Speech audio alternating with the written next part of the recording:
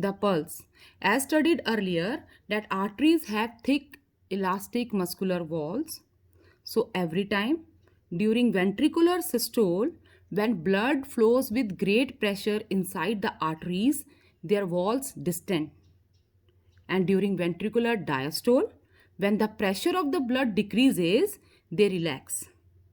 Now, this distension of the arteries can easily felt in some of the superficial arteries present in our body. Arteries are mostly are deep seated in our body, but there are certain arteries which are superficial, and there we can feel this distension easily. Like one is radial artery of the wrist on the side of the thumb. So here this radial artery is present and you can feel this pulse here easily. Now counting the pulse is indirectly we are counting the heartbeat.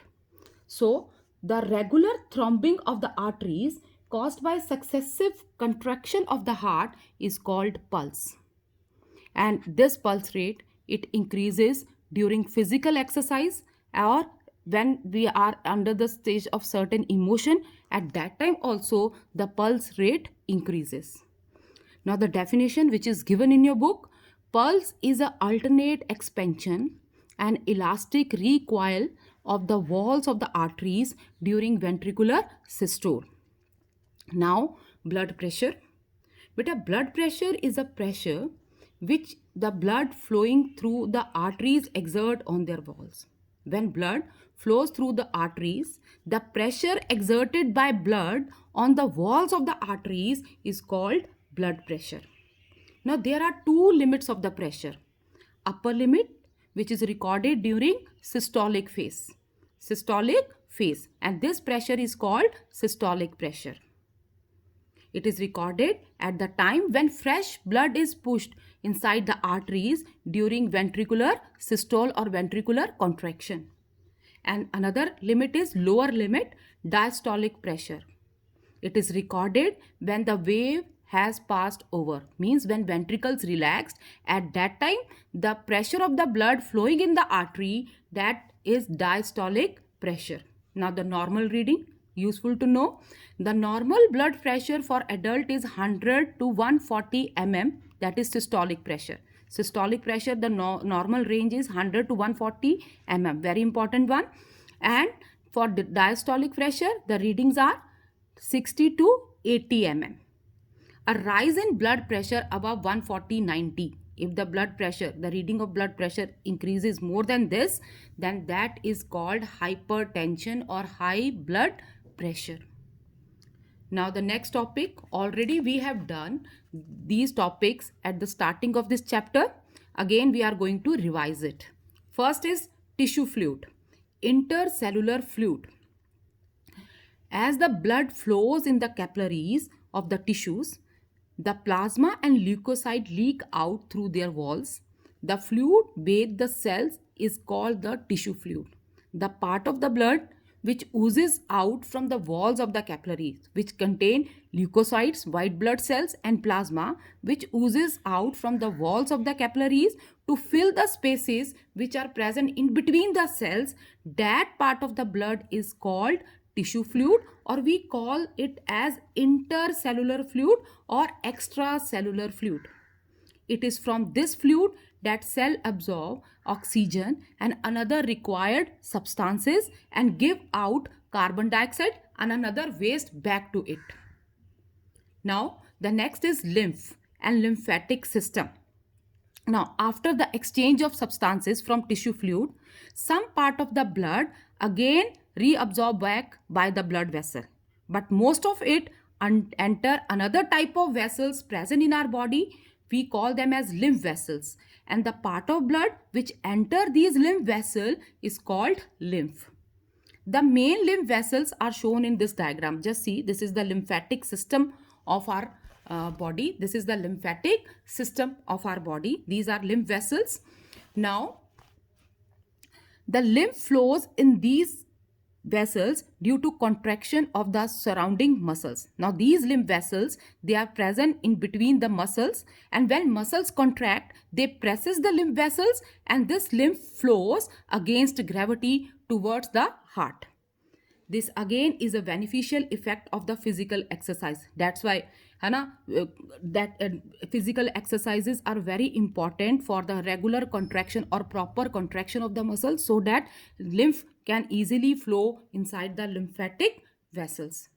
The lymph vessels on the way drain lymph into lymph nodes. Now, when this lymph is carried by the lymph vessels, they drain it into the lymph nodes, from where the fresh lymph channels arises and ultimately pour the lymph into various major anterior veins close to the entry of the right auricle, and again it in the circulation. Now, when this lymph flows through the lymph vessels, they pour into lymph nodes. These are lymph nodes, and from here again new vessels or channels arises. They carry this lymph, and in this way this lymph is carried unidirectional towards the heart, and on reaching near the heart it is poured into the veins, and then again it become a part of circulation.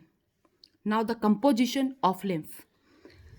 Cellular part, only leukocytes, WBCs, they are present as the cells in a lymph, and in leukocyte also lymphocytes are present mostly. No blood platelets, no RBC is present here. That's why it is pale yellow in color. No non-cellular parts. Water in lymph, 94% of water is present, and proteins, fats, carbohydrates, enzymes and antibodies, all these together constitute 6% of the lymph. Now the function of the lymph. First, nutritive, supplies nutrition and oxygen to those parts where blood cannot reach. So it also help in the supply of these nutritive substances to those parts where blood cannot reach. Now next is drainage. It drains away excessive tissue fluid and metabolites and return proteins to the blood from the spaces. The tissue fluid, the excess of tissue fluid is taken away in the form of lymph by this lymphatic system. Now next is absorption. Fat from the intestine are absorbed through lymphatics, lacteals, which are present inside the intestinal villi. They help in absorption of fat. Now defense, as lymph contain lymphocytes and some of the monocytes, so they together help in body defense. The lymphatics also remove bacteria from the tissue. Haven't you ever experienced painful swelling in your groins or in the axil of the arm when you get a boil or injury in the lymphs? Now, this is that lymph nodes during infection. Whenever we are suffering from any infection, we feel pain in the lymphatic organs. That is because they are working there, more lymphocytes are produced here and they localize the infection at one place. That's why we feel pain in these lymphatic nodes or organs. The lymph nodes tend to localize the infection and prevent it from spreading to the body as a whole. These lymph nodes, they localize that infection at one place only and prevent it from spreading to other parts of the body. Now the lymphatic organs, tonsil is one of the lymphatic organ and another is spleen. That is there in your syllabus. Location and function of spleen and tonsil is very, very important. Now the next topic, the spleen. The spleen is a large lymphatic organ. It is a large lymphatic organ about the size of clenched fist, reddish brown in color and situated in the abdomen behind the stomach. This is its location. It is situated in the abdomen behind the stomach and above the left kidney.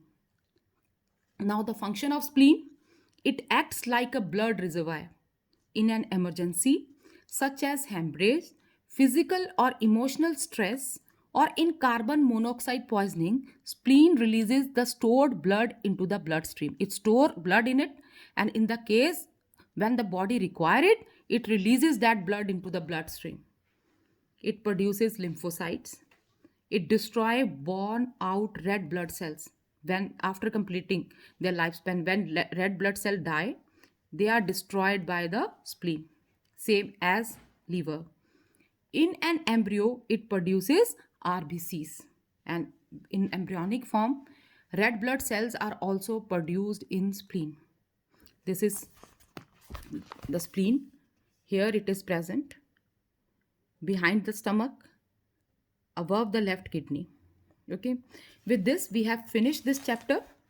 Revise the chapter properly, and next video we will start with back exercises.